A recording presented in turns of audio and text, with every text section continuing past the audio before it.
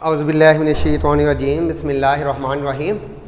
बेटा हम लोग प्रीवियस लेक्चर में हमने स्टार्ट किया था प्रिपरेशन ऑफ अल्केन, जिसमें हमने दो मेथड पढ़ लिए थे। पहला था हाइड्रोजनेशन ऑफ अनसैचुरेटेड हाइड्रोकार्बन्स, दूसरा था फ्रॉम अल्काइल हैलाइड।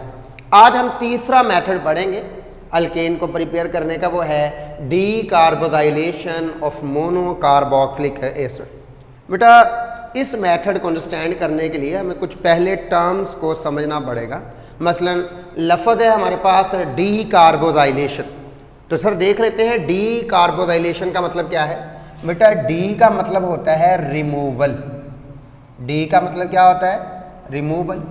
और कार्बोजाइलेशन का मतलब होता है कार्बन डाइऑक्साइड, कार्बोजाइलेशन इसका मतलब होता है कार्बन डाइऑक्साइड, यानी कि आपने कार्बन डाइऑक्साइड को रिमूव करना है। बेटा कहाँ से, ऑफ मोनोकार्बोक्सिलिक एसिड। आपने ऐसा कार्बोक्सिलिक एसिड लेना है जिसके अंदर कार्बोक्सिल ग्रुप एक हो। इधर देखिएगा बेटा, mono mean one, mono carboxylic acid लफ्ज़ है, मोनो मीन वन, यानी कि ऐसा कार्बोक्सिलिक एसिड लेना है जिसमें ये एक फंक्शनल ग्रुप, समझ आ गई बात की। और एक यहाँ पे लफ्ज़ इस्तेमाल होगा फैटी एसिड्स, फैटी एसिड। बेटा फैटी एसिड हम कहते हैं लॉन्ग चेन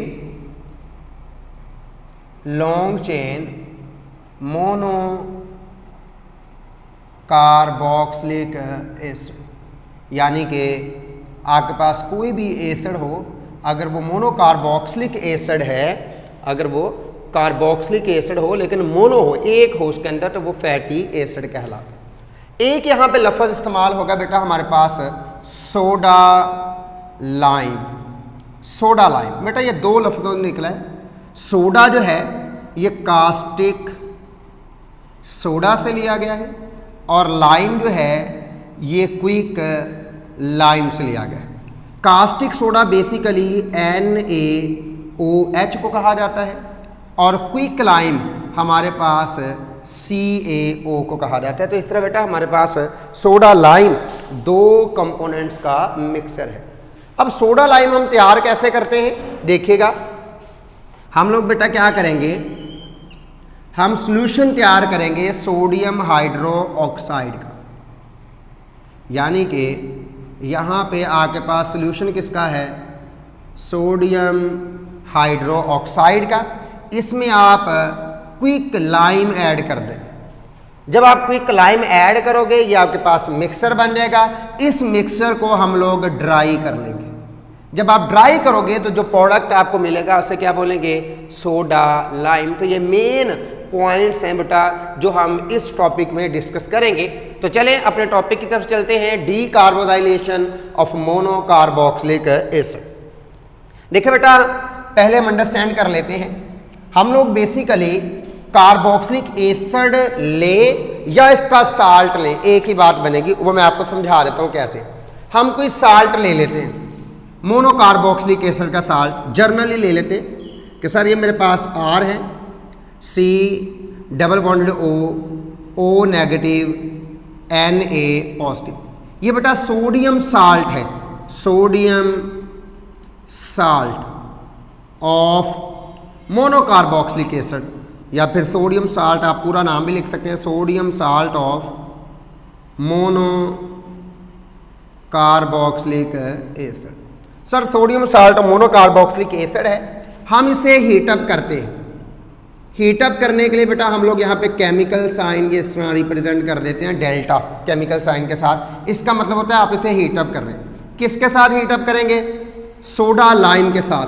और मैंने आपको बताया कि सोडा लाइम क्या है, NaOH और CaO इनका मिक्सर है, यानी कि कास्टिक सोडा में, कास्टिक सोडा के सॉल्यूशन में क्विक लाइम को डिप करना, सोक करना, और फिर जो सॉल्यूशन बनेगा उसे ड्राई करके जो चीज़ आपको मिलेगी उसे क्या कह लेंगे, सोडा लाइम। जब आप किसी भी साल्ट को, मोनोकार्बोक्सिलिक एसिड के साल्ट को सोडा लाइम के साथ हीट अप करोगे तो बेटा यहां पे ये वाला प्रोसेस होगा। ये जो NaOH है यहां से बेटा बॉन्ड ब्रेक होगा कार्बन और R के दरमियान से, इधर से ऑक्सीजन और हाइड्रोजन के दरमियान से। एक सोडियम ये है, एक सोडियम ये, तो दो सोडियम हो गए। ऑक्सीजन एक ये है, दो ऑक्सीजन ये है, तो O3 हो गए, और एक कार्बन ये है, तो आपके पास बनेगा Na2CO3 सोडियम कार्बोनेट। अब दूसरी बेटा ये आपके पास अल्काइल ग्रुप है और ये आपके पास हाइड्रोजन। अल्काइल ग्रुप के साथ जब हाइड्रोजन अटैच होगा तो इसे अल्केन कहा जाता है। क्या कहा जाता है बेटा? अल्केन। यानी कि आप यूँ कह लें कि R के साथ क्या अटैच हो जाएगा? R अटैच हो जाएगा, तो आपके पास अल्केन बनेगा। मैं सिंपली आपको ये बताना चाह रहा हूँ कि बेटा यहाँ से इस साल्ट में से C डबल बॉन्डेड O, दो ऑक्सीजन के CO2 पूरा एलिमिनेट हो जाता है, इसलिए कहा जाता है डीकार्बोजाइलेशन। सर आपने लिखा है ऑफ मोनोकार्बोक्सिलिक एसिड, आप एसिड इस्तेमाल करें, आपने साल्ट इस्तेमाल कर लिया। बेटा आप अगर एसिड भी इस्तेमाल करेंगे, फॉर एग्जांपल ये देखें ये एसिड है, जब आप इसे मिक्सअप करेंगे ना NaOH के साथ ये रिएक्ट करके ऑलरेडी क्या बना लेगा? RC डबल बॉन्डेड O, क्योंकि बेटा जो एसिड होता है उसकी प्रॉपर्टी होती है कि वो प्रोटॉन खारिज करता है, और जो बेस होता है उसकी प्रॉपर्टी होती है वो OH को एलिमिनेट करता है। तो यहाँ से H और यहाँ से OH निकलेंगे तो क्या बनेगा? H2O। बेटा ये ऑक्सीजन इस सोडियम के साथ मिलेगा तो ये आपके पास sodium salt of carboxylic acid खुद ब खुद बनेगा। लिहाजा आप एसिड इस्तेमाल करें तब भी साल्ट बनना है, या आप साल्ट इस्तेमाल कर लें तो एक ही बात है। तो इसलिए बेटा हम लोग यहाँ पे सोडियम साल्ट ले रहे, तो मैंने जर्नली लिखा। अब इसे लिखना कैसे? लिख यूं लेते हैं कि sir when sodium salt of fatty acid. Fatty acid क्यों कहा? क्योंकि बेटा ये मोनोकार्बोक्सिलिक एसिड के साल्ट है। तो सर सोडियम साल्ट, सोडियम हम यूं करेंगे कि sir when sodium salt of fatty acids. तो सर फैटी एसिड क्या होते हैं? Long chain carboxylic acid. तो sir when sodium salt of fatty acid is heated with soda lime. Sir जब आप इसे सोडा लाइम के साथ हीटअप करोगे आपके पास अल्केन बनेगा with the elimination of carbon dioxide. तो sir alkane is produce with the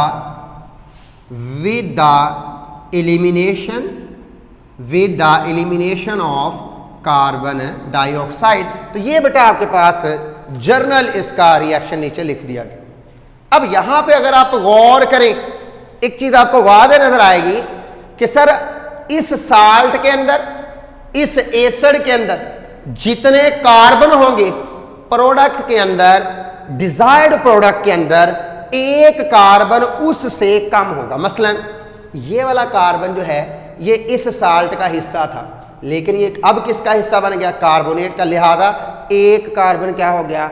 eliminate हो गया। तो ये बेटा याद रखिएगा, मैं एंड पे आपको लिखवा भी देता हूं, लेकिन उससे पहले हम कोई एग्जाम्पल लिख लेते हैं। फॉर एग्जाम्पल हम यहां पे कोई एग्जाम्पल लिख लेते हैं। बेटा मेरे पास है CH3, C double bonded O negative, Na positive plus NaOH is converted into CaO is heated. इसे आप हीटअप करेंगे और हमारे पास क्या बचेगा? C। देखिए बेटा जरा मैं इसे हाईलाइट कर देता हूं, यहां से बॉन्ड ब्रेक होगा,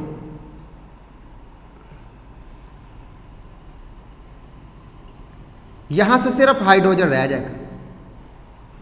तो बेटा आपके पास है क्या बनेगा?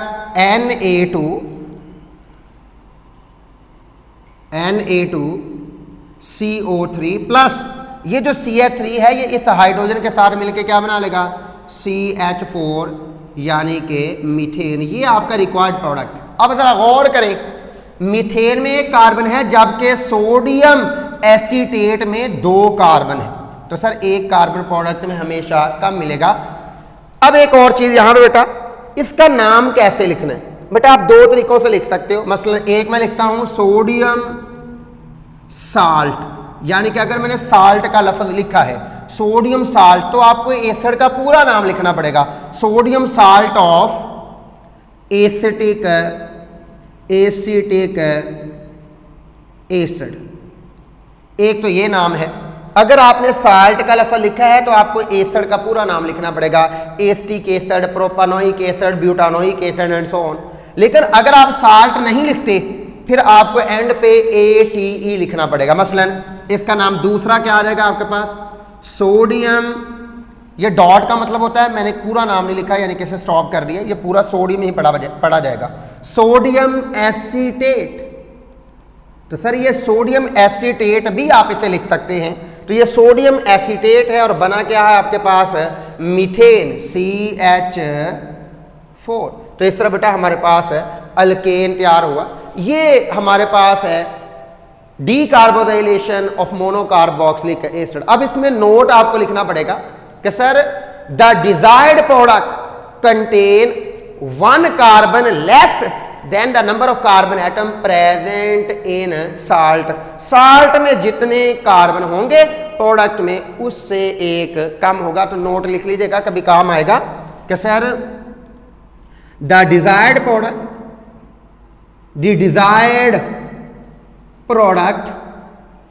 contains 1 carbon less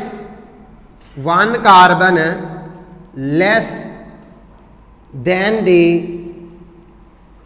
the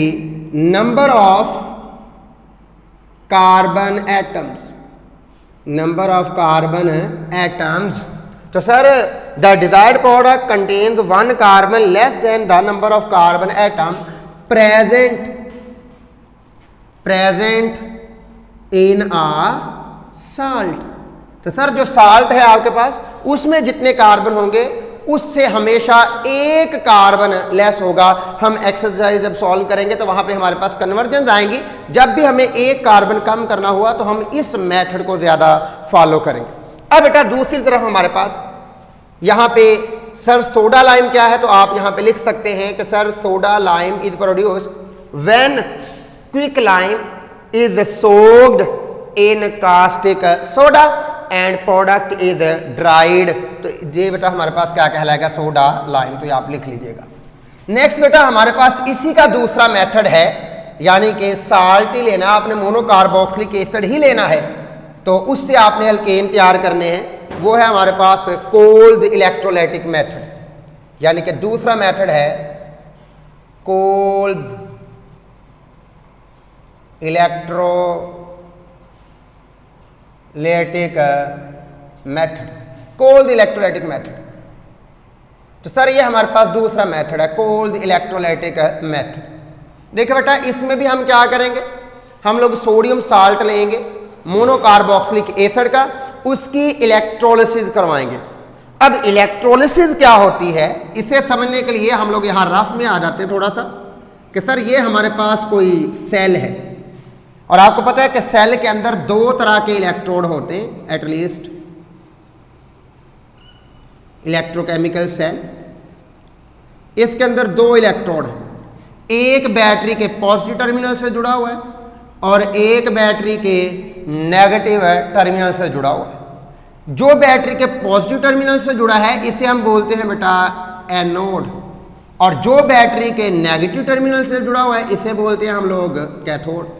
अब अगर इसमें आप कोई साल्ट ऐड करोगे तो बेटा वो पानी में जाके आयोनाइज हो जाएगा। मसलन मेरे पास साल्ट है CH3COO नेगेटिव के पॉजिटिव, जनरल लिख रहा हूं वैसे, पोटाशियम एसीटेट है।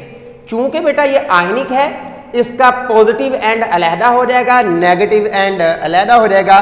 तो सर यहां पे जो सोल्यूशन होगा इस सेल के अंदर, इसमें पॉजिटिव आयन भी मौजूद होंगे और इसमें नेगेटिव आयन्स भी मौजूद होंगे। ये उस वक्त की बात है जब आपने सिर्फ पानी में इस साल्ट को मिक्स किया है, उसके आयन्स अलहदा अलहदा हो जाएंगे। कैसे, CH3COO नेगेटिव प्लस के पॉजिटिव। तो इस अमल को बोला जाएगा आयोनाइजेशन। क्या बोला जाएगा बेटा? आयोनाइजेशन। मैं यहां पे मैकेनिज्म लिखने की कोशिश करता हूं साथ साथ, ताकि टाइम जो है वो हमारा कम लगे। मैकेनिज्म क्या होगा कि हम यहां पे ले रहे हैं बेटा CH3 C double bond O negative K positive. हमने इसकी क्या की है? आयोनाइजेशन। सर हमने इसका सॉल्यूशन बनाया है, पानी में डिप किया है, आयोनाइजेशन।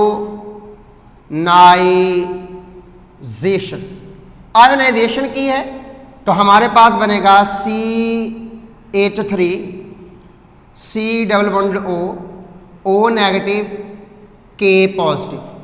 तो ये आपके पास एसीटेट आयन है, इसका नाम क्या होगा? Potassium acetate.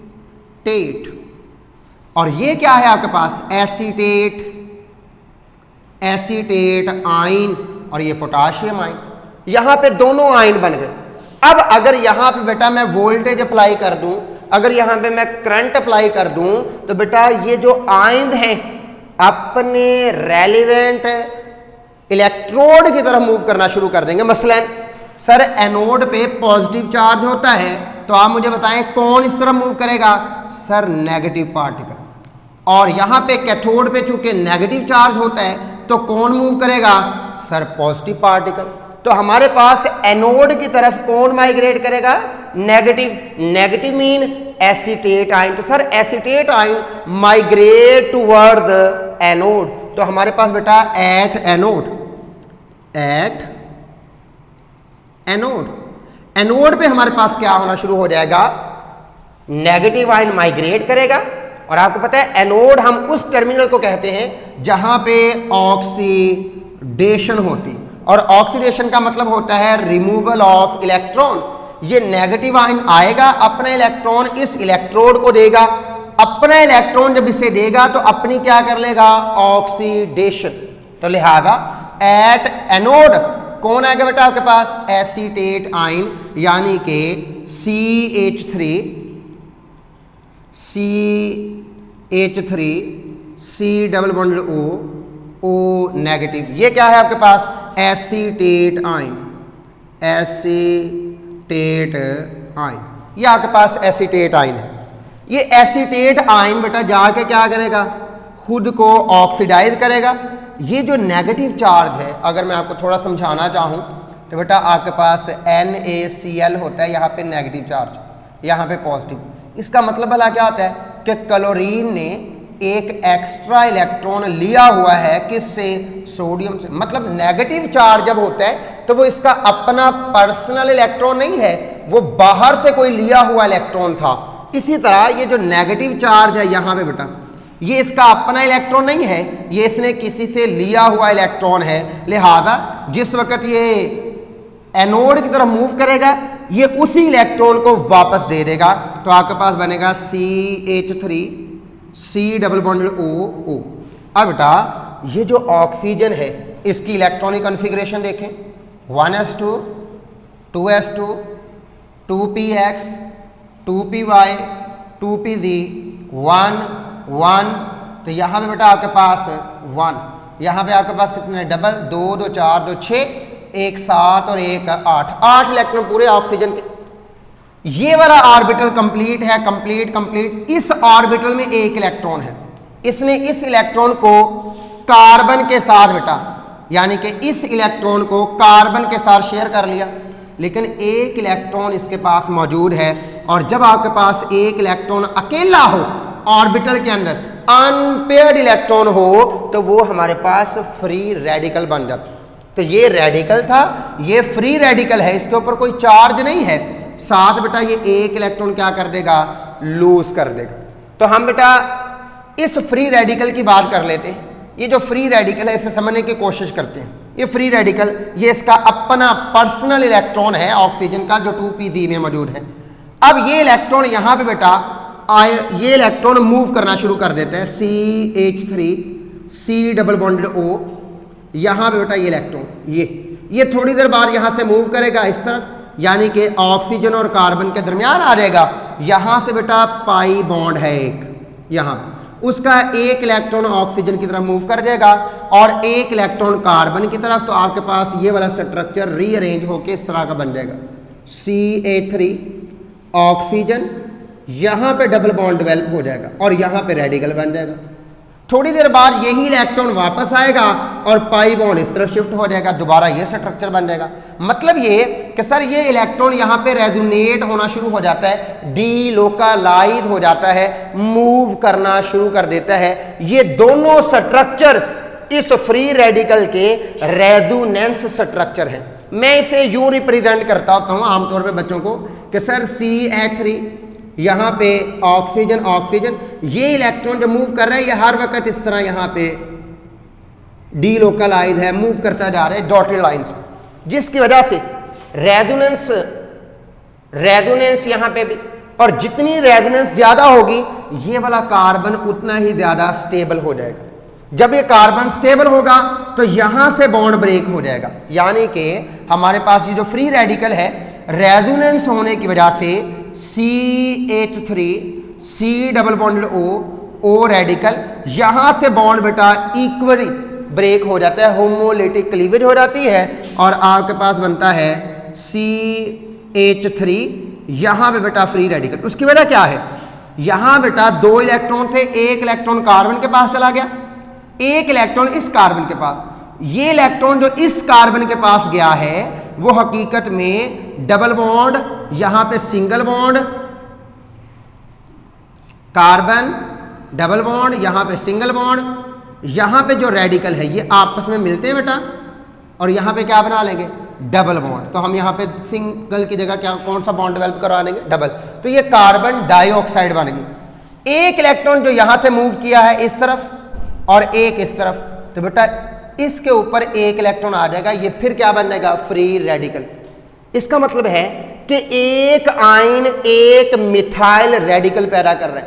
तो अगर दो आयन हो दो रेडिकल पैदा करेंगे, 10 हो तो 10 मिथाइल रेडिकल पैदा करेंगे। हम इसे बैलेंस करने की कोशिश करते हैं।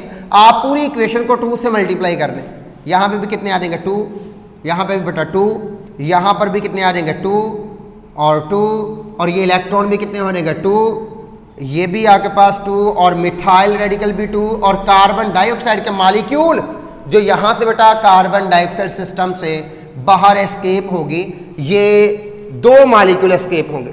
अब 2 मिथाइल रेडिकल आपको इस सिस्टम के अंदर मिलेंगे।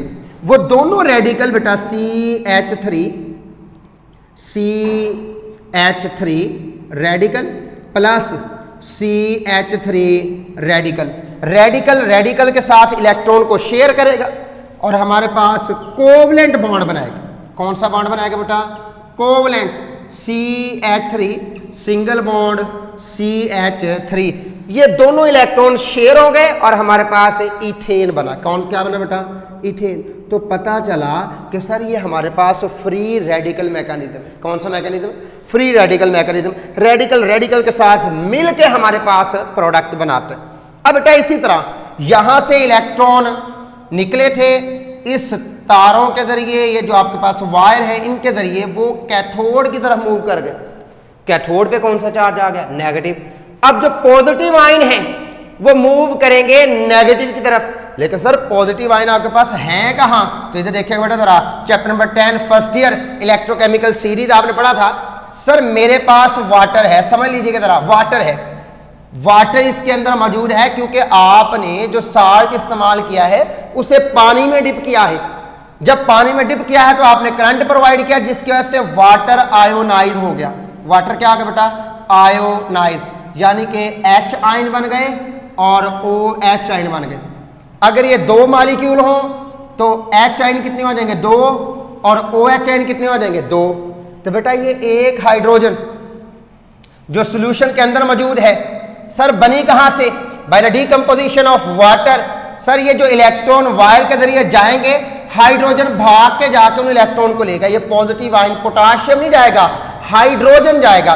सर हाइड्रोजन जाके इलेक्ट्रॉन को लेगा और इलेक्ट्रॉन लेने के बाद हाइड्रोजन रेडिकल बन जाएगा।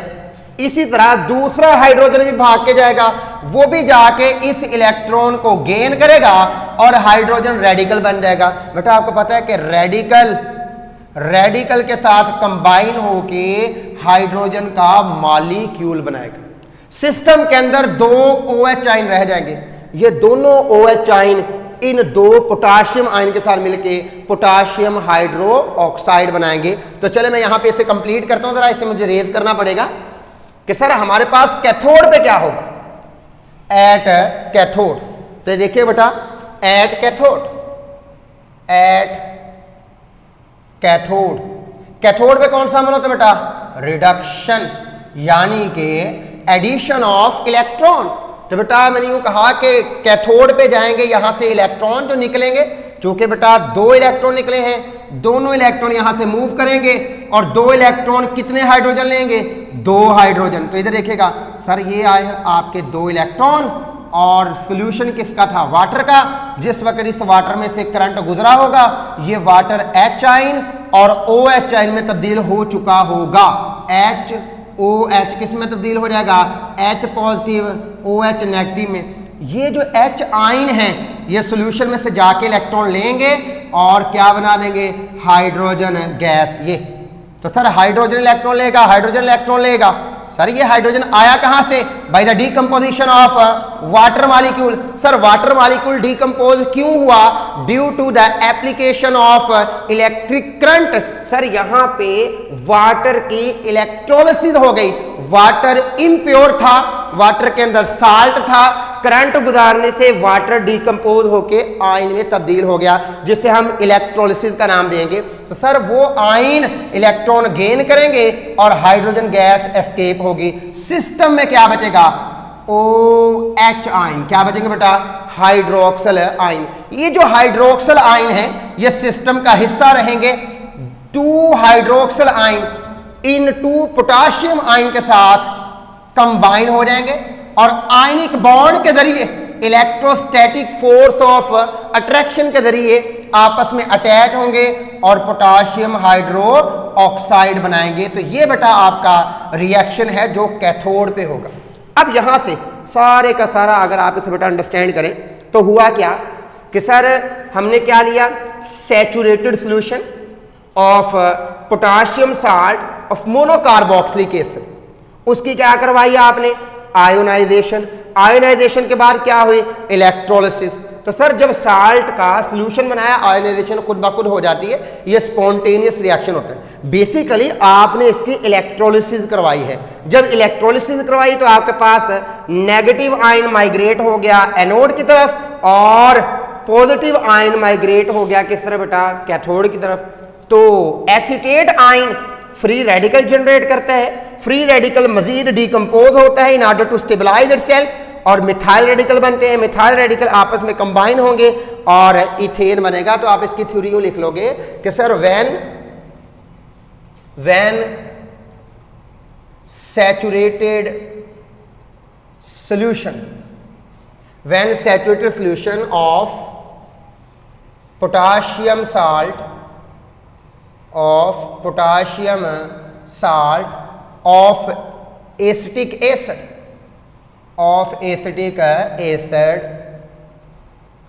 is electrolyzed। तो हमारे पास क्या बनेगा बेटा, एसीटेट आयन। तो नेगेटिव आयन किस तरफ मूव कर देंगे, टुवर्ड द एनोड। तो sir when saturated solution of potassium salt of acetic acid is electrolysed, negative ion या acetate ions move towards anode. Sir वो एनोड की तरफ मूव करेंगे एंड ऑक्सीडाइज और खुद को क्या कर लेंगे, ऑक्सीडाइज। एज ए रिजल्ट हमारे पास क्या बचेगा बेटा, methyl radical and oxidise to produce methyl free radical. Sir हमें मिथाइल फ्री रेडिकल मिलेंगे।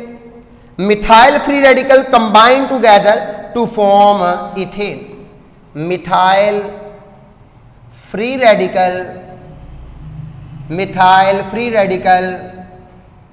Combine together to form ethane. तो सर हमारे पास इथेन बनेगा। इस तरह बेटा हमारा जो डिजायर्ड प्रोडक्ट है वो कंप्लीट हो जाएगा। इसके कुछ लिमिटेशंस हैं, अगर आप गौर करें तो सर हमारे पास सिर्फ सिमेट्रिकल कंपाउंड्स बनेंगे। अब सिमेट्रिकल कंपाउंड क्या होते हैं कि सर जब आप उसे दो हिस्सों में डिवाइड करें तो दोनों पार्ट्स इक्वल हों। मसलन इथेन है, अगर मैं इसे यहां से ब्रेक करूं तो बेटा इधर भी एक कार्बन और इस तरफ भी एक कार्बन। अगर मैं चाहूं कि सर CH4 बन जाए, इट इज नॉट पॉसिबल, क्योंकि बेटा ये सिमेट्रिकल नहीं है। यहां पे जितने भी कंपाउंड बनेंगे वो सिमेट्रिकल होंगे, यानी कि उनमें even number of carbon atom होंगे। When they will be break from the centre, two equal parts produce, यानी कि सिमेट्रिकल अल्केन की डेफिनेशन क्या होगी sir, those alkane which are break from the centre and produce two equal half. तो sir वो दो बराबर हिस्से आपको हासिल देंगे, लेकिन आप इसे तोड़ेंगे एक तरफ कार्बन आएगा एक तरफ नहीं आएगा। अगर आप इसे तोड़ेंगे CH3 CH2 CH3 तो इधर दो कार्बन है एक, लिहाजा ये सिमेट्रिकल कंपाउंड नहीं है। तो पहली लिमिटेशन क्या आ गई कि sir Kolbe's electrolytic method is not applicable to produce unsymmetrical compounds. पहली ये होगी, लिख लीजिएगा।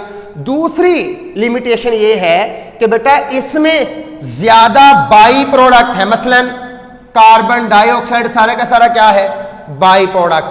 हाइड्रोजन सारे का सारा क्या है, बाई प्रोडक्ट। पोटाशियम हाइड्रोक्साइड सारा का सारा क्या है, by product. Only one is the desired product. Sir सिर्फ एक डिजायर्ड प्रोडक्ट है, बाकी सारे के सारे क्या हैं, अनडिजायर्ड। सर बाकी सारे के सारे क्या हैं, बाई प्रोडक्ट जो हमारे काबिल इस्तेमाल नहीं है या जिनको हम रिक्वायर्ड, जो हमें रिक्वायर्ड नहीं है। ये दो इसकी बेटा हमारे पास ड्रॉबैक्स हैं, ये आप लोग लिख लीजिएगा।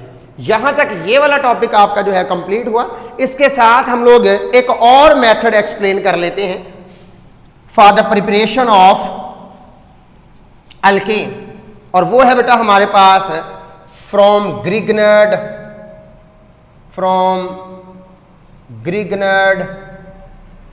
रीजेंट। सर ग्रिग्नर्ड रीजेंट से हम लोग इसे तैयार करेंगे। अब हमें ये तो पता ही नहीं कि ग्रिग्नर्ड रीजेंट होता क्या है। मैं इसे बेटा रेज करने लगा हूं जरा, ताकि यहां से मैं उसे स्टार्ट कर सकूं।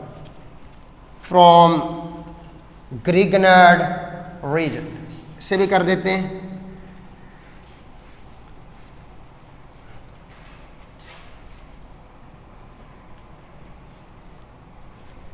देखिएगा जी, from Grignard reagent, from Grignard reagent. Sir Grignard reagent क्या होता है, पहले तो हम ग्रिग्नर्ड रीजेंट की डेफिनेशन कर लेते हैं। ग्रिग्नर्ड रीजेंट ये होता बेटा alkyl magnesium halide, fluorine chlorine bromine iodine. Magnesium का आपको पता है अल्काइल ग्रुप के, इसे हम ग्रिग्नर्ड रीजेंट कहते हैं। तो डेफिनेशन कर लेते हैं sir, alkyl magnesium halide is called Grignard reagent. तो डेफिनेशन क्या आ जाएगी, alkyl magnesium halide is called Grignard reagent. Sir alkyl magnesium halide क्या कहलाएंगे आपके पास है, ग्रिग्नर्ड रीजेंट।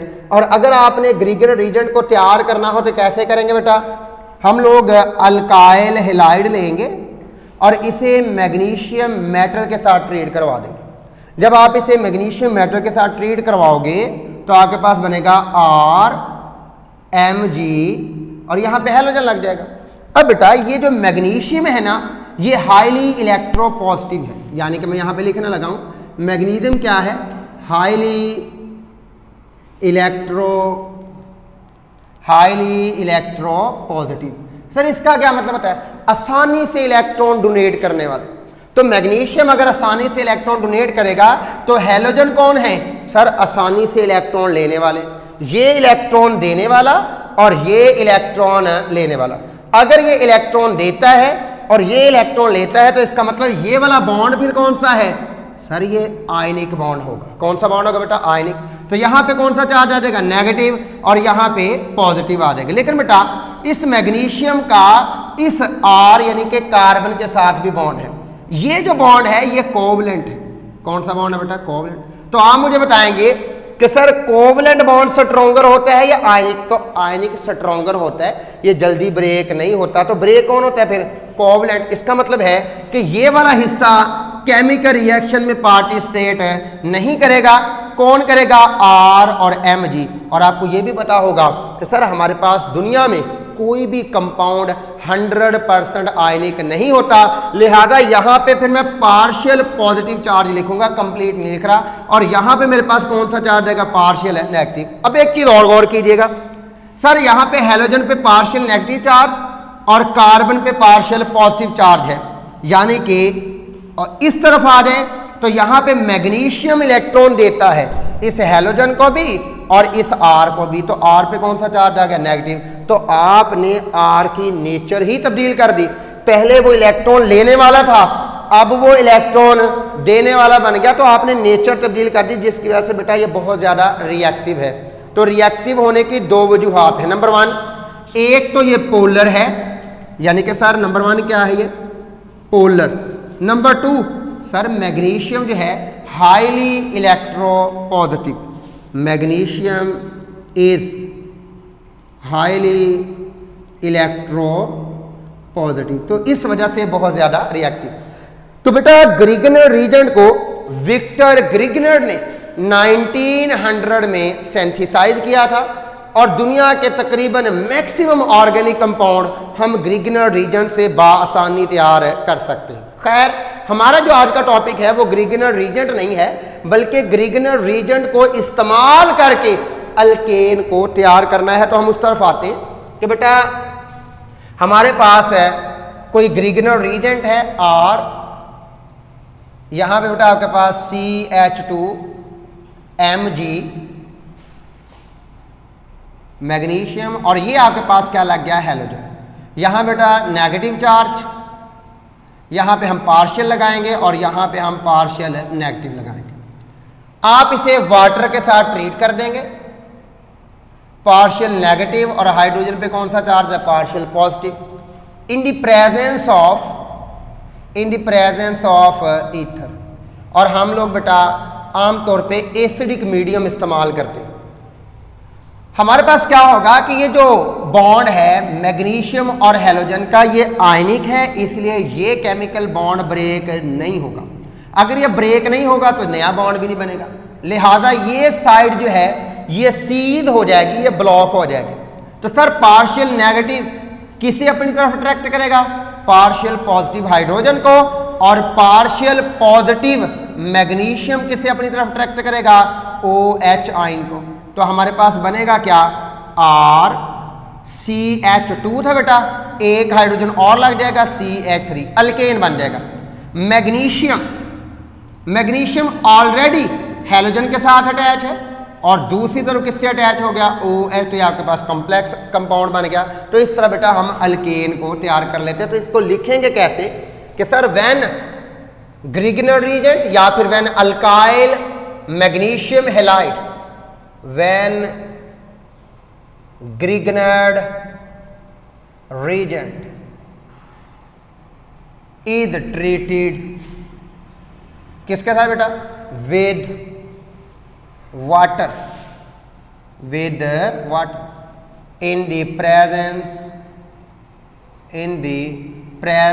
of ether। तो क्या हासिल होगा, अल्केन इज प्रोड्यूस। तो सर हमें अल्केन हासिल होगा। तो ये आपका जर्नल रिएक्शन लिख दिया। ये क्या है बेटा आपका, ग्रिगनर्ड